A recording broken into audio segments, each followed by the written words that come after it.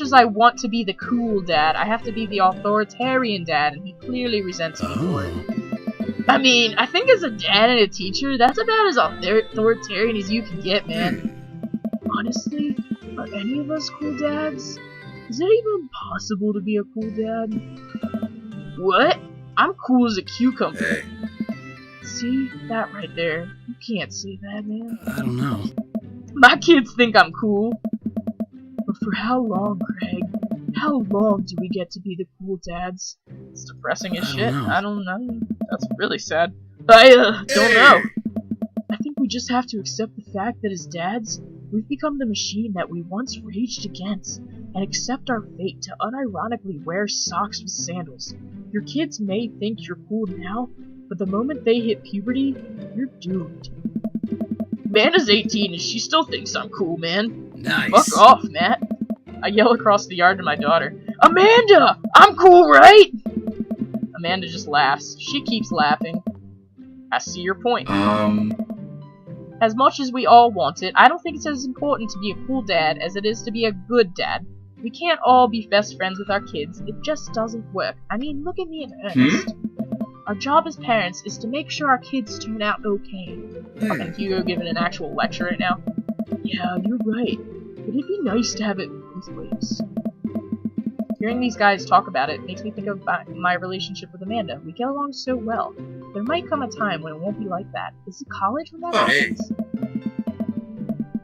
Don't let us eat up your time, Wenkins. Go meet some of the other people around the neighborhood. Alright, all we got left is Joseph and Damien. Then it's burger time for Wenkins. I spot Joseph chatting with a guy from Dead Gotham Beyond by the grill. I wonder what they're talking about. I walk over to them.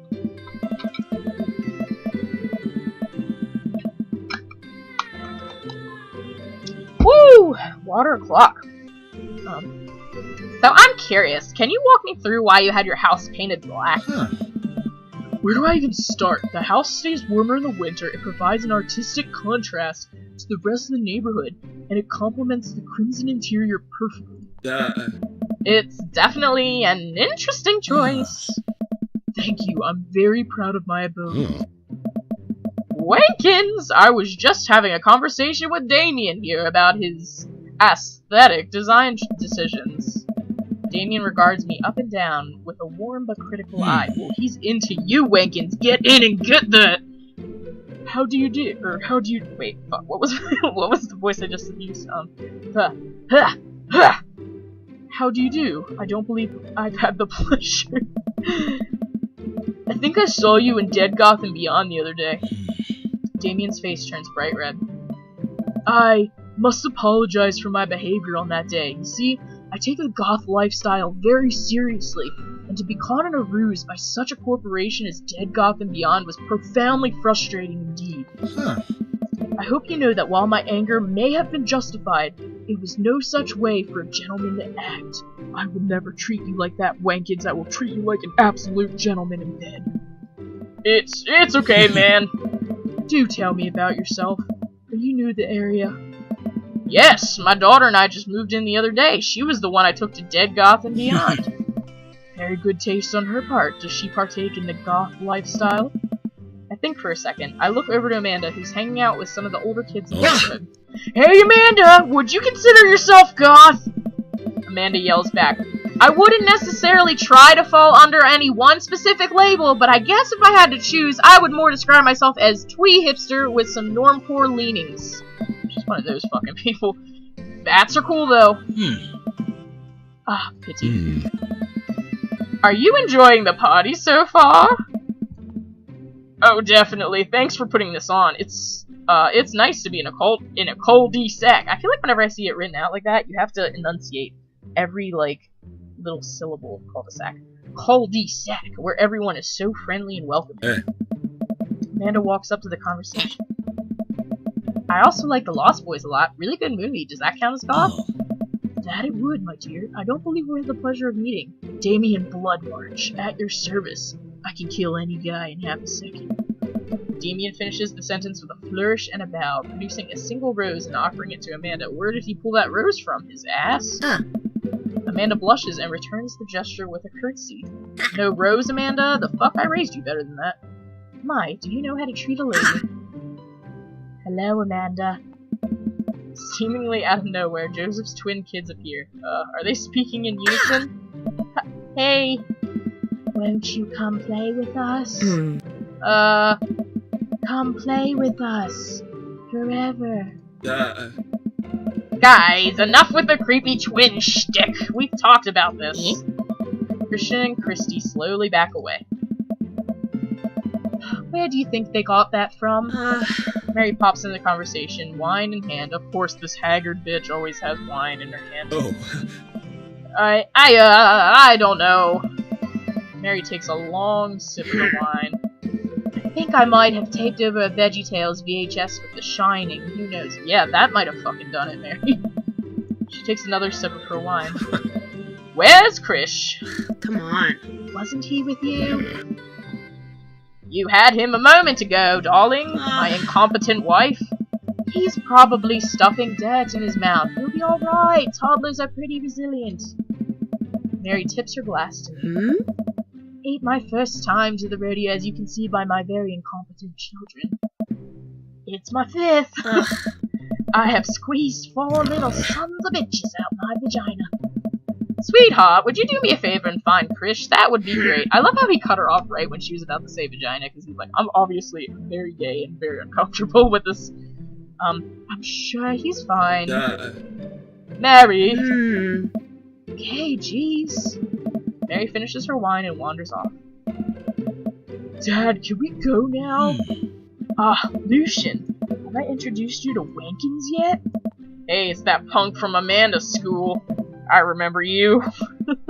I have a vengeance against you, my enemy, whatever. That's no way for a young man to speak to his elders. Be polite. Lucian bows. Whatever, sir. Lucian bows again.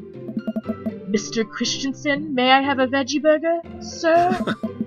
Coming right up, bud. Are you vegetarian? Yup. Make that 2 veggie burgers.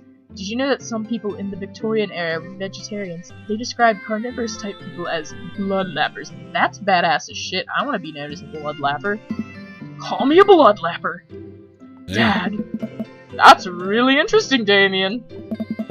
Joseph turns to the grill. Just a hint of tattoo peeks out from underneath his sleeve. I can't believe I didn't notice it before. It looks like the bottom of an anchor. Of course he's a fucking anchor. Whoa, is that a tattoo? Yep, I wasn't always a youth pastor, you know. I used to take it up the butt, just like all of us here. That's so cool. Want to see mine? What? Lucian pulls back some rubber bracelets, revealing a lopsided 666 in black ink. I feel like I know Lucian. My buddy gave me a stick and poke tattoo last week. I think it's healing up pretty well. We'll talk about this later. That's pretty cool. What's the significance of the tattoo? Seems pretty demonic. I don't know, I just thought it looked sick. Well, in my opinion, the only reason you need to get a tattoo is because you want one. Careful though, that number carries, wait. Man, Joseph is way cooler youth pastor than I thought. I just figured youth pastors popped out of the womb with a Bible. I wonder what he did before preaching. And without further ado, let's work some magic!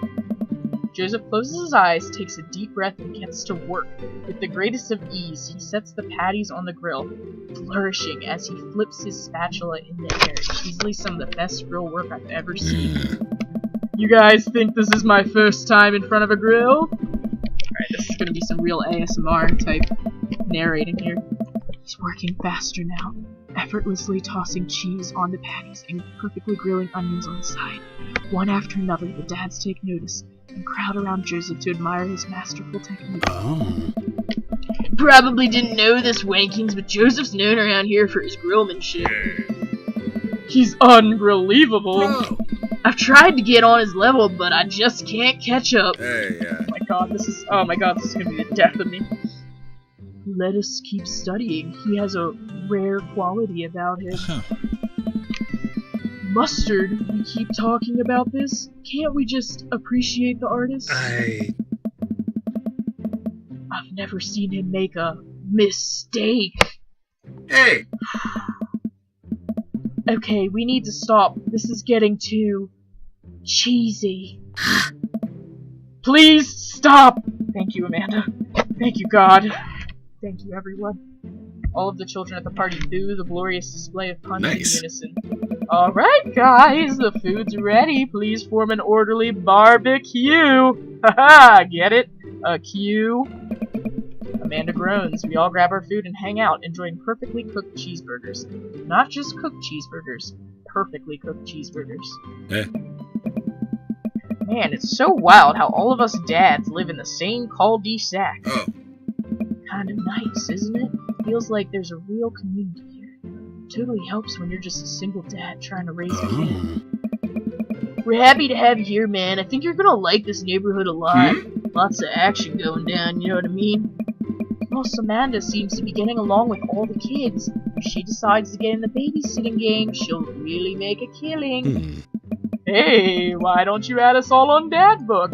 Oh no, is this like Facebook Dadbook? Yeah, it's a great social network for dads to keep in touch with each other. We're all on it, so if you ever need to reach out to anyone, that's the simplest way to do it. Sorry, I'm just an old-fashioned dad. Social media goes over my head sometimes. Wenkins, you do not look like an old-fashioned dad in any type of way that sentence could be formed. But, okay, we'll play along. You're an old-fashioned dad. Don't worry, Pops. I'll help you figure it out. The rest of the barbecue goes smoothly. We all trade stories and drink beer as our kids play on the lawn. Amanda breaks up a fight between Carmencita and the weird twins. I think they wanted her soul. Amanda and I walk back to our places. The sun sets over the neighborhood. Pretty fun party, don't you think? I mean, I got a burger in me. Sweetie, if I can impart any sort of wisdom upon you right now, and not that this was a bad situation, but if you're ever in an uncomfortable situation, always look for the silver lining. The silver linings get you through to the other side, and we ate some rockin' burgers today, and it was good. Amen. Well, hey, at least you met some other cool dads. You should hit them up on Dadbook.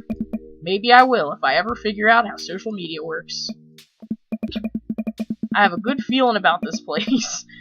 Considering my first night, I got Robert's dick. Like, first night. Dream Daddy! Amanda and I arrive home with the remnants of our veggie plate. Seems like nobody was really into the cauliflower. Who the fuck is ever into the cauliflower? Like, does anyone ever hover around a veggie plate and is like, good cauliflower! This is exactly what I came here for. Any big plans for the evening? Actually, yeah, I'm going out with some friends. Oh, is that okay? Of course, just keep me posted and be home before midnight. You got it. Be careful. I will. Make good choices. Of course.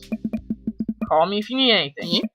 Dad, you're not gonna do the thing where you wait silently for me to come home in the living room with all the lights off, are you? What? No, I've never done that, and I will never do that. Okay. Do you have plans tonight? My plans were kind of to eat ice cream and watch TV with Amanda, but I'll find something to do. I'm gonna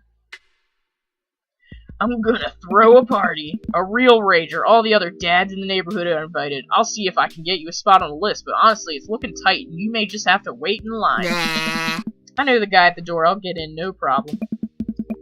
I'm just relaxing tonight. Have fun, okay? Great. See you later. I watch Amanda drive off into the night. I really do hope she has fun. Such a dad. I plop down in front of the TV and turn on some Wine and Dine Mastermind with celebrity chef Gavin Chapman. Chapman? Looks like Gavin's making a roasted rack of lamb with rosemary mashed potatoes. That sounds good as fuck right now. I'd love to be able to cook like that, although I think if I was actually good at cooking, I'd use my powers for evil, like making baked Alaskas all day instead of any food of real nutritional substance. Man, Gavin Chapman just caught that thing on fire, but he meant to do it. What a professional. I lose track of time as I blaze through several episodes of Wine and Dine Mastermind. I keep thinking of Wine, Dine, and 69 every time I read this, so it throws me off. And also one episode of some cooking show called Meat Hell, and I'm not even sure what that one was about. It was just a lot of yelling. Glance at my watch.